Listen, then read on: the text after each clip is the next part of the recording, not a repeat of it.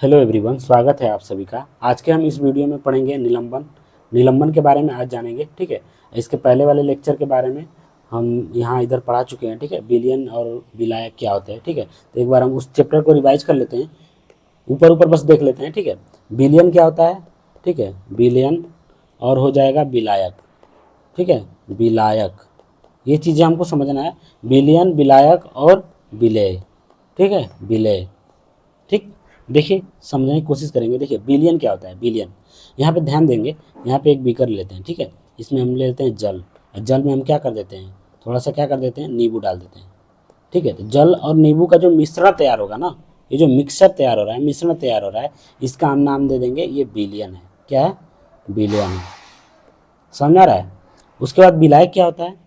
विलायक, अब यहाँ पे देखिए, यहाँ पे जो पहले से जल है। ठीक है, ठीक है, जल है। यहाँ पे हम क्या डाल रहे थे, नींबू डाल रहे थे। नींबू डालने से पहले ये जो जल है ना, जो अपने आप इसमें घुल रहा है, जो जल जो है ना, ये नींबू क्या कर रहा है, अपने में घोल दे रहा है। ठीक है, तो ये जो जल है, ये जल, ये केवल जो जल है, ये क्या कहलाएगा, ये कहलाएगा विलायक। ठीक है, विलायक। समझ में आ गया। विलेय क्या हो गया। विलेय यानी कि जो चीज़ें घोली जा रही है, क्या घोली जा रही है, नींबू।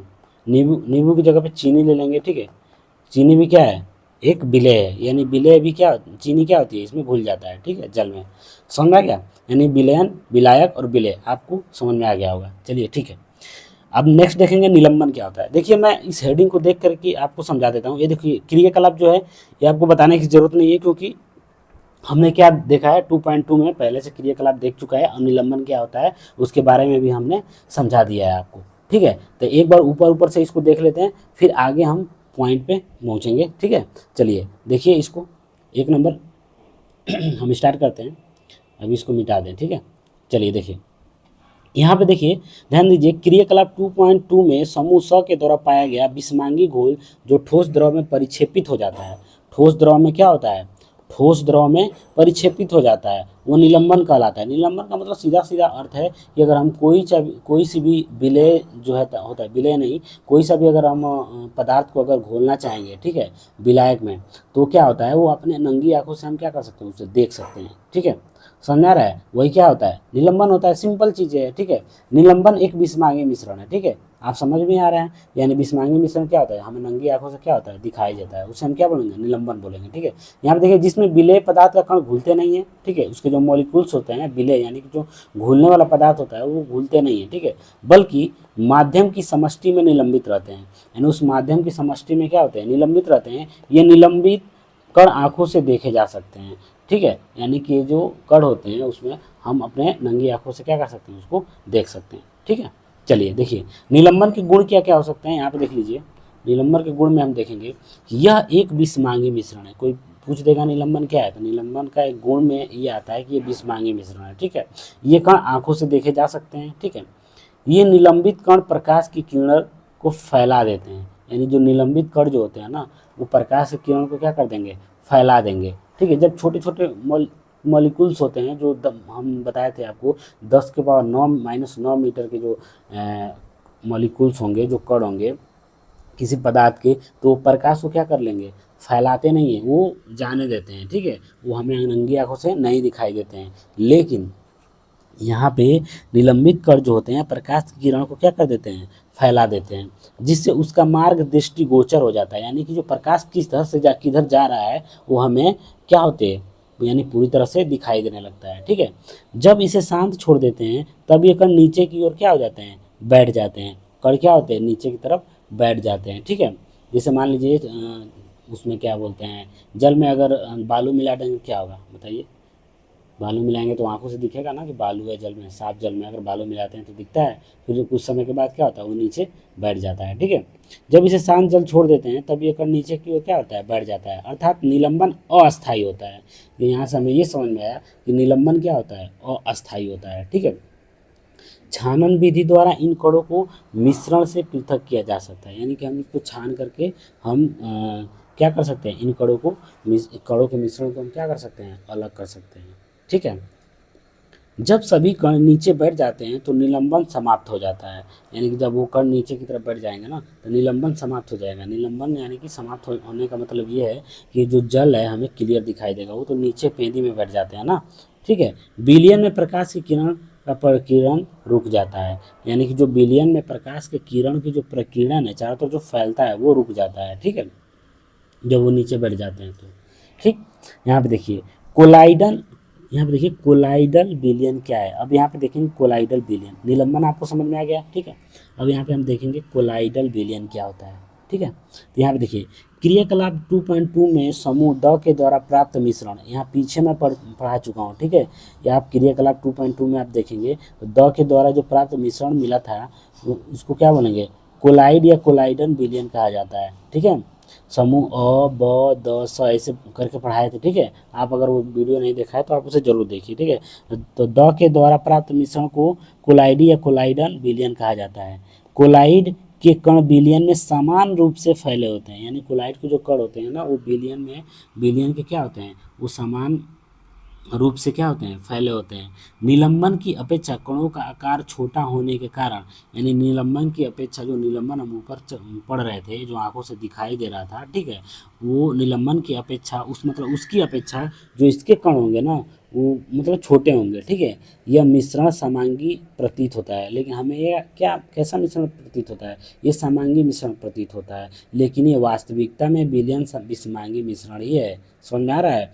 तो ये वास्तविकता में क्या होता है, ये जो विलयन हम तैयार होता है वो विषमांगी मिश्रण होता है, वो समांगी मिश्रण नहीं होता है। हमें देखने में लगता है कि ये समांगी मिश्रण है लेकिन वो भी क्या है, एक विषमांगी मिश्रण है। वो क्या कर देता है, पहचान कैसे पहचानेंगे, क्योंकि जैसे हम बालू कण अगर डाल रहे थे उसमें और अगर हम टार्च जला रहे थे तो क्या होता है, उसके बड़े बड़े कण के कारण प्रकाश क्या हो जाता है, अपनी दिशा बदल दे रहा था, ठीक है, इधर उधर फैल जा रहा था। वैसे ही अगर हम दूध लेते हैं, दूध भी क्या है, एक कोलाइडी विलयन ही है, ठीक है। उसके कण बस वो हम कह सकते हैं कि वो विषमांगी मिश्रण है, ठीक है। उसके कण इतने छोटे होते हैं कि वो क्या होता है, हमें नंगे आंखों से दिखाई नहीं देता है, लेकिन अगर फिर भी उस पर अगर टार्च जलाएंगे ना तो क्या कर देगा, वो प्रकाश को क्या कर देगा, चारों तरफ बिखेर देगा, ठीक है।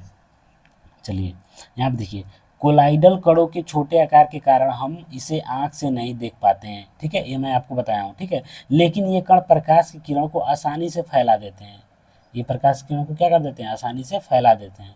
जैसे कि हमने क्रियाकलाप 2 पॉइंट में देखा है, प्रकाश की किरण का फैलाना टिंडल प्रभाव कहलाता है। तब यहाँ से एक और चीज़ हमें पॉइंट मिलता है कि टिंडल प्रभाव क्या होता है, तो हम कह सकते हैं कि प्रकाश की किरणों को फैलाना ही क्या कहलाता है, टिंडल प्रभाव कहलाता है, ठीक है। चलिए यहाँ पे देखा जाता है टिंडल नामक वैज्ञानिक ने इसकी खोज की थी। यानी कि ये वैज्ञानिक जो था उसका नाम क्या था, टिंडल था, ठीक है। टिंडल नामक एक वैज्ञानिक थे, उन्होंने टिंडल प्रभाव की क्या की थी, खोज की थी। एक कमरे में छोटे छिद्र के द्वारा जब प्रकाश की किरण आता है, एक कमरा है, ठीक है, उसमें छोटा सा जब छिद्र होता है तो उससे जब जो प्रकाश से किरण आता है ना तब वहाँ पर हम टिंडल प्रभाव को देख सकते हैं। तब वहाँ पे हम क्या कर लेंगे, टिंडल प्रभाव को देखेंगे। देखिए मैं उस बता देता हूँ, जैसे कि कमरा होता है उसमें अगर छोटा सा क्या बोलते हैं छेद होता है, उससे जब प्रकाश की किरणें आती है ना तो हमें छोटे छोटे छोटे छोटे वायु में जो कण होते हैं ना वो दिखाई देते हैं, ठीक है। यहाँ पे देखिए, यहाँ पे क्रियाकलाप 2.3 में देखिएगा कॉपर सल्फेट का विलयन टिंडल प्रभाव नहीं दर्शाता है। यानी कॉपर सल्फेट का जो विलयन है वो टिंडल प्रभाव नहीं दर्शाता है। दूध तथा पानी का मिश्रण टिंडल प्रभाव दर्शाता है। अगर दूध को हम पानी में डाल देंगे, ठीक है, तो हम प्रकाश जलाएंगे ना तो प्रकाश फैल जाएगा, लेकिन कॉपर सल्फेट को अगर हम पानी में डाल देंगे, ठीक है, उसका जो विलयन तैयार होगा उसमें अगर प्रकाश जलाएंगे तो क्या होगा, प्रकाश फैलेगा नहीं। यहाँ से ये निष्कर्ष निकलता है कि कॉपर सल्फेट का जो विलयन है, इसका जो विलयन है वो टिंडल प्रभाव को नहीं दर्शाएगा, लेकिन अगर दूध और पानी को अगर आपस में मिलाकर एक विलयन हम तैयार कर देते हैं तो उसका जो विलयन है हमें क्या होगा, वो साक्षात क्या होगा, दिखाई देगा। यानी प्रकाश को क्या कर देगा, सॉरी, प्रकाश को चारों तरफ फैला देगा।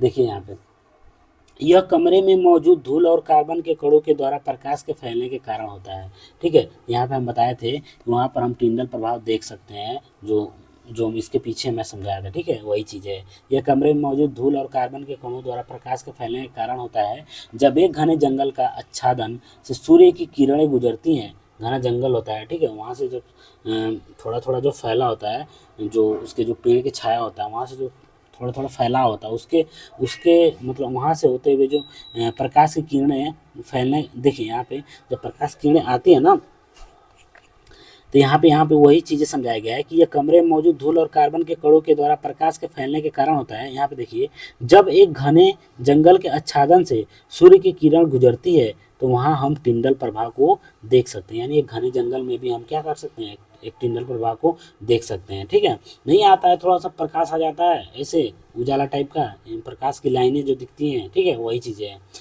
ठीक, वहाँ हम टिंडल प्रभाव को क्या कर सकते हैं, देख सकते हैं। जंगल के कोरे में छोटे छोटे जल के कण होते हैं ना, जो कि कोलाइडी कणों के समान व्यवहार करते हैं। यानी जो छोटे छोटे कण होते हैं वो भी कोलाइडी कणों के समान व्यवहार, तो यानी कि यहाँ से निष्कर्ष निकलता है कि जो कोलाइडी विलयन होता है ना, वो वास्तव में क्या है, वो विषमांगी मिश्रण है। ठीक है, चलिए आगे देखते हैं। कोलाइड्स के सामान्य उदाहरण हम देख लेते हैं। जैसे द्रव हो गया, ठीक है, ये देखिए कोलाइड के उदाहरण में ये इंपॉर्टेंट है, वेरी वेरी इंपॉर्टेंट चीज़। ठीक है, तो इसको हम आपको अच्छे से समझना है, ठीक है, और इसको याद रखना है। ठीक है, देखिए कोलाइडी के सामान्य उदाहरण देखिए। कोलाइडी अगर हम यहाँ पे लिखा है परिक्षेपित प्रवस्था, परिक्षेपण माध्यम और ये प्रकार। ठीक है, द्रव और गैस। ठीक है, द्रव को हम क्या कर देंगे, गैस में घोल देंगे, एरोसोल कहलाता है। जैसे कोहरा हो गया, ठीक है, बादल हो गया, कुहासा हो गया, ये सभी क्या है, ये गैस में द्रव घुल जाता है। जैसे कोहरा में क्या होता है, कोहरा में मान लीजिए कि हमारे वायु हो गया, वायु एक प्रकार का गैस है ना, और जैसे जैसे जब कोहरा पड़ता है तो उसमें क्या होता है, द्रव क्या होता है, उस गैस में क्या होता है, मिक्स हो जाता है, घुल जाता है, तो उससे बोलेंगे एरोसोल, यानी एयर में घुल रहा है, एरोसोल बोल देंगे। ठीक है, ये याद करने का एक तरीका है। ठीक है, एरोसोल, एरोसोल मतलब आप समझिए एरो यानी एयर, एयर में घुला हुआ क्या, कोई द्रव है, यानी कि जैसे कोहरा। ठीक है, तो एरोसोल नाम दे देंगे उसका। ठीक है, कोहरा। बादल, जैसे देखिए बादल, बादल क्या होता है, वो भी एयर में क्या होता है, वो भी घुला रहता है। कुहासा, समझ रहे हैं, कोहरा कुहासा जो लगता है, कुहासा दिखाई नहीं देता है, ठीक है, ठंडियों के मौसम में, तो वो भी क्या है, एरोसोलिक, वो एरोसोली का तो उदाहरण है। ठीक है, अब यहाँ पे देखिए गैस में अगर हम आप ठोस घोल देते हैं, गैस में ठोस घोल देते हैं, ये भी क्या है, एरोसोल का भी उदाहरण है। ये भी क्या है, यानी गैस में जो भी चीज़ें घुल रही हैं वो सब एरोसोल कहलाएंगे। हम गैस में क्या कर देते हैं, ठोस को घोलते हैं, तो वो भी एरोसोल है। जैसे एग्जाम्पल देखिए, धुआं, धुआं क्या है, हम लकड़ी को जलाते हैं, धुआं निकलता है, ठोस ठोस हो गया, और उसको क्या कर, गैस में घुल जाता है, यानी कि इसमें क्या होता है, एयर में घुल जाता है, तो एरोसोल हो गया। स्वचालित वाहन का निथार, ठीक है, एग्जॉस्ट, सेविंग क्रीम जो होता है, सेविंग क्रीम ये अच्छा उदाहरण है। देखिए सेविंग क्रीम क्या है, एक ठोस है, ठोस क्या होता है, वो भी क्या होता है, गैस में घोल करके बनाया जाता है। ठीक है, समझा गया, तो वो भी एरोसोल का उदाहरण है। ठीक है, अब देखिए द्रव, द्रव में आप गैस घोलते हैं तो क्या होता है, यानी द्रव में आप गैस घोलिए तो क्या बनेगा, फोम बनेगा, बनेगा ना। जिससे हमारा shaving cream, sorry shaving cream तो इसका है ना, मैं कहाँ उधर चला गया, ये देखिए ये सेविंग क्रीम इसका है। ठीक है, मैंने गलती से इसको ये समझ लिया था। ठीक है, तो एरोसोल यानी कि यहाँ पे देखिए ठोस, गैस, एरोसोल। ठीक है, यानी गैस में अगर हम ठोस मिलाते हैं तो एरोसोल का उदाहरण है, जैसे धुआं, स्वचालित वाहन का निथार यानी एग्जॉस्ट। ठीक है, यहाँ पे देखिए जब हम द्रव में यानी लिक्विड में हम गैस को जब घोल देते हैं, ठीक है, तो हमारा फोम तैयार होता है। ठीक है, फोम, अब फोम हमारा क्या होता है, फोम हमारा ये एग्जाम्पल उदाहरण एक सेविंग क्रीम हो गया। ठीक है, यानी द्रव में हम क्या करते हैं, गैस मिलाकर हम सेविंग क्रीम का निर्माण करते हैं। यहाँ पे देखिए द्रव में द्रव मिलाते हैं तो हमारा इमल्सन बनता है, इमल्सन, इमल्सन। ठीक है, जैसे दूध हो गया, फेस क्रीम हो गया, ये द्रव में द्रव मिला करके इमल्सन तैयार किया जाता है। ठीक है, समझ में आ रहा है, तो इमल्सन इसको बोलेंगे। फिर ठोस में यहाँ पे देखिए द्रव में फिर ठोस मिलाते हैं। ठीक है, द्रव में क्या करते हैं, ठोस मिलाते हैं, तो सोल कहलाता है। ठीक है, जैसे मैग्नीशियम मिल्क कीचड़ हो गया, कीचड़ क्या है, द्रव, पहले पानी भरा रहता है, उसमें ठोस अगर डाल देंगे, छोटा सा मिट्टी डाल देंगे तो कीचड़ बन जाएगा ना, तो हमारा क्या कहलाएगा, ये सोल कहलाएगा। ठीक है, ठोस, ठोस में अगर गैस डालते हैं आप, तो ठोस में गैस डालते हैं तो फोम बन जाता है। ठीक है, ठोस में क्या कर देते हैं, यहाँ पे देखिए सॉरी जहाँ निकल जा रहा है, यहाँ पे देखिए इसको समझिए, गैस में हम क्या डाल देते हैं, ठोस, यानी ठोस में हम क्या डाल देते हैं, गैस। ठीक है, समझ आ रहा है, यहाँ पे जो ठोस है इसमें क्या डाला जा रहा है, गैस डाला जा रहा है। ठीक है, तो हमारा क्या तैयार हो रहा है, फोम तैयार हो रहा है। यहाँ पे भी फोम तैयार हो रहा था, देखिए यहाँ पे द्रव था, ठीक है, और गैस था, फोम तैयार हो रहा है। यहाँ पे क्या था, ठोस था और गैस था, यहाँ पे क्या तैयार हो रहा है, फोम तैयार हो रहा है। ठीक है, तो कन्फ्यूजन मत होइएगा। ठीक है, इसको फोम, रबड़, रबड़ स्पंज, यूमिस, ठीक है, नाम देंगे। उसके बाद अगर हम ठोस में द्रव मिलाते हैं, और कहीं ठोस में द्रव मिला रहे थे नहीं ना, यहाँ पे देखिए ठोस में द्रव मिलाते हैं तो जेल बनता है हमारा, जेली हो गया, पनीर हो गया, मक्खन हो गया। ठीक है, तो हमारा ठोस रहता है। ठीक है, ठोस में हम क्या मिला देते हैं, द्रव मिला देते हैं, तो हमें क्या बनता है, जेल बनता है, यानी जेली, पनीर, मक्खन। ठीक है, यहाँ पे देखिए ठोस में अगर ठोस मिलाएंगे तो क्या बनेगा, ठोस सोल बनेगा। ठोस सोल में हमारा क्या होगा, रंगीन रत्न, पत्थर, दूधिया, कांच। ठीक है, इस बहुत इंपॉर्टेंट है। ठीक है, आप इसको पढ़िएगा। ठीक है, ये क्वेश्चन आते हैं इससे। अब कोलाइडी के गुण, यहाँ पे टिंडल प्रवाह आप देख रहे हैं, देखिए यहाँ से प्रकाश आ रही है ना, यहाँ से चारों तरफ से प्रकाश आ रही है, यहाँ प्रकाश दिख रहा है ना कैसे कैसे जा रहा है, ये इसी के कारण है, टिंडल प्रभाव ये बोलते हैं। ठीक है, ये आपको बता चुके हैं। यह एक बिस्मांगी मिश्रण होता है। यह कोलाइडी कणों का आकार इतना छोटा होता है कि ये पृथक रूप में आंखों से नहीं देखे जा सकते। ठीक है, ये बता चुका हूँ मैं। ये इतने बड़े होते हैं कि प्रकाश की किरण को फैलाते हैं तथा उसके मार्ग को दृश्य बनाते हैं, यानी वो प्रकाश किधर से जा रहा है हमें वो दिखाई देते हैं। ठीक है, जब इनको शांत छोड़ दिया जाता है तब ये कण तल पर बैठते हैं, अर्थात ये अस्थायी होते हैं। ठीक है, तो ये क्या होते हैं, ये अस्थायी होते हैं। ये क्या होते हैं, एक जब शांत जल में अगर उसको छोड़ दिया जाता है, ठीक है, तो वो तल में आकर के बैठ जाते हैं उसके कण। ठीक है, ये छानन विधि द्वारा मिश्रण में पृथक नहीं किए जा सकते, यानी कि जो कोलाइड होते हैं ये क्या होते हैं, ये छान के हम इनको अलग नहीं कर सकते हैं। ठीक है, अलग अलग नहीं करना, किंतु एक विशेष विधि अपकेंद्रीकरण तकनीक द्वारा पृथक किया जा सकता है। अपकेंद्रीकरण मतलब समझ रहे हैं, उनको जब हम उसको क्या बोलते हैं, जब हम घी निकालते हैं, मक्खन निकालते हैं, वही चीज़ें क्या है, अपकेंद्रीकरण है। उसी कारण तो ऊपर से हमारा क्या होता है, मक्खन निकल जाता है। ठीक है, कोलाइडी विलयन परिक्षेपित प्रवस्था और परिक्षेपण माध्यम से बनता है। देखिए यहाँ पे देखिए, विलेय पदार्थ की तरह एक तरह का घटक या परिक्षिप्त कण जो कि कोलाइडी रूप में रहता है उसे परिक्षिप्त प्रवस्था यानी डिस्प्रेस्ड फेज कहते हैं। ठीक है, यहाँ पे देखिए, तथा वह घटक जिसमें परिक्षिप्त प्रवस्था निलंबित रहता है, यानी परिक्षिप्त प्रवस्था क्या होता है, निलंबित, आप समझ आए ना। ठीक है, ये ऊपर बता चुका हूँ मैं। ठीक है, उसे परिक्षेपण माध्यम कहते हैं।